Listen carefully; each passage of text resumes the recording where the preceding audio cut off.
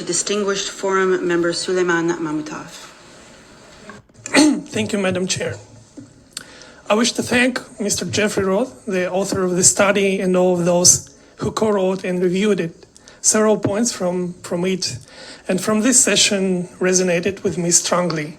First, the affirmation that Indigenous peoples understand health as a state of systemic balance, and that Indigenous peoples' health is not only about clinical services or health outcomes, that it depends on balanced relationships between Indigenous peoples, their lands, waters, and institutions.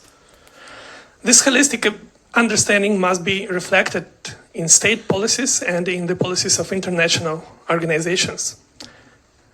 The second is that Indigenous peoples' governance, identity, languages, lands, and self-determination should be recognized as foundational to our health and biodiversity protection.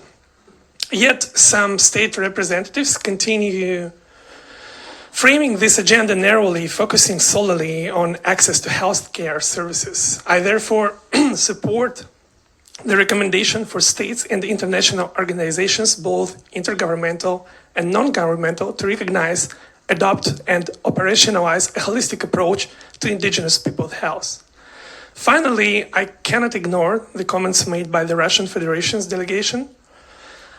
I believe it is cynical to claim that Pavel Solanziga or any other Indigenous person has lost connection with their ancestral lands, when it is the Russian state itself that created the conditions of displacement.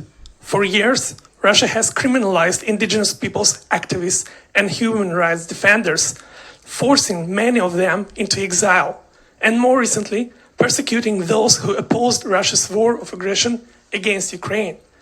It is equally striking to hear the Russian Federation invoke the name of Crimean Tatar people, whom it refuses to recognize as indigenous, alongside the two other indigenous peoples of Ukraine, Karaites and Krimchaks, the majority of whom live in Crimea, occupied by Russia, in a strongest and gravest violation of international law and in violation of UN Declaration on the Rights of Indigenous Peoples. I thank you, Madam Chair.